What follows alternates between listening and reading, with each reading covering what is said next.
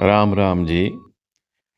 आज जैसे कि आपको ज्ञात ही है कि इस चैनल के पाठशाला सनातन की के चैनल के भीतर हम बताते हैं कि जो हनुमान चालीसा है उसकी चौपाइयों का अर्थ, पिछली 25 चौपाइयों का अर्थ बताकर हम वीडियो अपलोड कर चुके हैं। उसको आप चैनल पर जाकर हनुमान चालीसा दोहों की जो चौपाइयाँ हैं या दोहे हैं उसका अर्थ आप सुन समझ और उसका ज्ञान ले सकते हैं। अब 26वीं जो चौपाई है वो है, संकट ते हनुमान छुड़ावे, मन क्रम वचन ध्यान जो लावे। आपको ये बात ध्यान दें कि जो पिछली चौपाइयाँ हैं 4 5, मतलब 23 24 25 26, ये आपस में जुड़ी हुई हैं। भूत पिशाच निकट नहीं आवे और नासे रोग हरे सब पीरा। जब ये जो चौपाइयाँ हैं ये तीनों आपको, इसका जब आप वीडियो पे जाके सुनेंगे तो आपको समझ आएगा कि तुलसीदास जी क्या लिख रहे हैं और हनुमान चालीसा से हमें क्या क्या लाभ मिलेगा। तो 26वीं चौपाई है, संकट ते हनुमान छुड़ावे, मन क्रम वचन ध्यान जो लावे। तो इस चौपाई का जो यदि आप विशेष अर्थ देख समझने की कोशिश करेंगे, बहुत ही साधारण रूप से एक साधारण व्यक्ति भी समझ जाएगा। तो क्या है कि हनुमत, संकट ते हनुमान छुड़ावे, मन क्रम वचन ध्यान जो लावे, उसका अर्थ ये हुआ कि हनुमान जी 11वें रुद्र के अवतार हैं। 10 रुद्र जो पिछली जो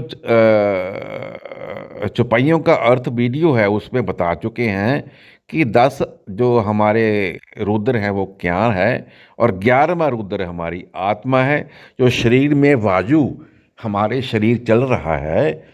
तो उस यदि हम इस शब्दों का सही उच्चारण, शुद्ध उच्चारण करेंगे मात्रा के साथ, जैसे छोटा आ बड़ा आ छोड़ आवे, मतलब पूरा मुकरू सूक्ष्म, यदि अब आराम से इसको पढ़ेंगे हनुमान चालीसा से, जो शरीर के जो भीतर जो हमारी गोपियां हैं, वो उनमें से जो बाजू है पूर्ण रूप से शरीर के भीतर बाजू चलती है, और नासे रोग हरे सब पीड़ा, जपत निरंतर हनुमत बीरा।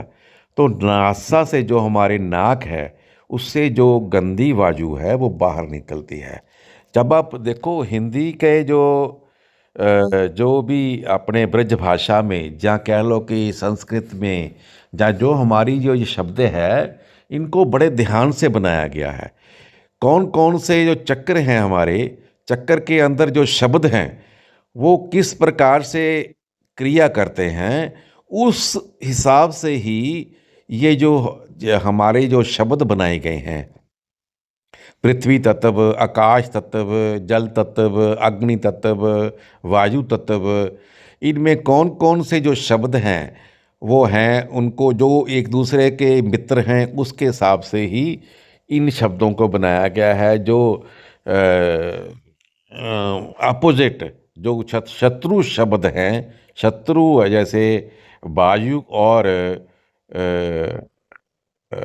भूमि, या भूमि और अग्नि का जो आपस में मित्रता है, अग्नि और जल की आपस में शत्रुता है, तो उसके जो जो शब्द हैं उन शब्दों को ध्यान में रखकर ही मंत्रों, संस्कृत के शब्दों का संधि की गई है। जब आप धातु रूप में है, धातु रूप में शब्द शब्द जो है वो तो धातु रूप में ही है। तो मेरा ये आपसे आग्रह है कि आप जब भी हनुमान चालीसा पढ़ें, बहुत ही ध्यानपूर्वक,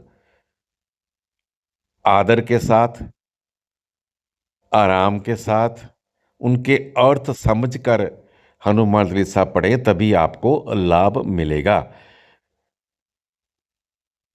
ध्यान से। तो इस चौपाई में भी, जो 26वीं चौपाई है, इसमें भी आपको पता हो, ध्यान होना, मतलब ज्ञात होना चाहिए कि हनुमान चालीसा पढ़ने से तुलसीदास जी ने क्या क्या लाभ लिखे हुए हैं। तो मेरा आपसे निवेदन है कि लाइक भी कीजिए। लाइक करने से क्या है कि जो वीडियो है ये आगे शेयर हो जाती है। यदि आप शेयर ना भी करें तो लोगों के पास ये ज़्यादा पहुंचती है।